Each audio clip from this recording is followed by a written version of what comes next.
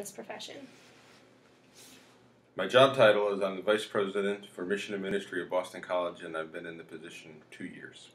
I've been at Boston College, however, for 12 years. So I've been in higher ed for probably 15 years. Can you explain what a typical day at work is for you? No, because there's no typical day. In my old life, I used to be a psychologist. So in between doing administrative stuff for the university, where I just go to meetings and we talk about budgets and we talk about how we want to implement certain programs, I intersperse my day with still seeing some patients. And so there's no real typical day for me. And then being a Jesuit on campus, I have responsibilities like saying Mass and doing other stuff that you're supposed to do when you're a Jesuit. So my day usually starts at 7, and usually my last appointment's around 9. Wow. Is there anything specific that comes to mind that helped you prepare for your job? Specific to prepare for my job.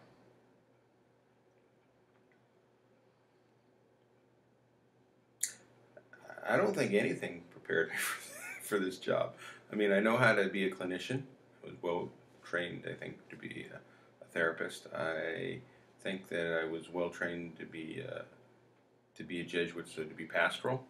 And typical in Jesuit life, I found myself being an administrator without a whole lot of education or training on how to be an administrator. So the best thing I have to go on is trying to be good at relationships, because that's what administrators do. They try to enhance people's lives, and so I just try to be attentive to people. But I haven't had a whole lot of training in being an administrator, no.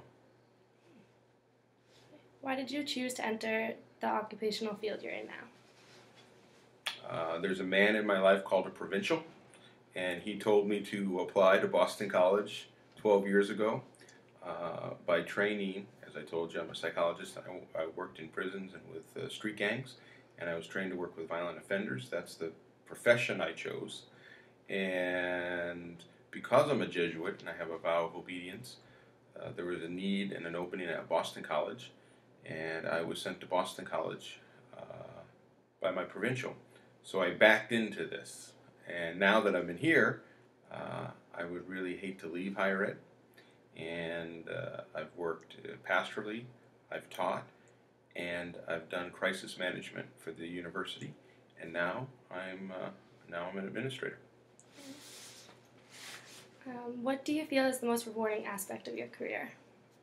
People. Helping people fulfill their dreams and helping people feel free. That's the most rewarding aspect of my job. Is writing well an important part of your job? Yes, it is. I don't think I write particularly well, but now in this job I have to write articles, and I have to write tremendous amounts of letters to different people. And since we are an academic institution, if I don't write well, that sort of signals that maybe I shouldn't be in academics. And besides just presentation, writing well is the best way to communicate. Who is an important mentor in your professional life, and why? In this particular job and in this particular field, the president of the university, Father Leahy, has probably been the most influential in teaching me how to be at a university and how to be an administrator at a university, without doubt. In my Jesuit life, there's a Jesuit priest by the name of Jim Gillen, and he's taught me how to be a Jesuit, and I owe him everything on that regard. And the one who taught me how to best work with violent offenders was a woman by the name of Maureen Clark, and she was just an amazing woman who was about 4'6", and she was able to deal with these incredibly rough and tough individuals, and she taught me how to love them and help them. So those would be the three that are the most influential in my life. What advice would you give to a college student who is potentially interested in following a similar career path? Don't worry about a career path would be my first advice. My second advice is to study hard and learn as broadly as you can, and pay attention to what stirs your heart. with excitement and fans your desires, and be brave enough to follow your desires and not so much your head when it comes to a career. Okay. What are some necessary traits needed to succeed in this career? Pretty decent people skill, pretty decent communication skills, fairly organized, and most importantly, surround yourself with incredibly hardworking, smart people to make you look better than you really are. Okay. I think that's it. That's it. James.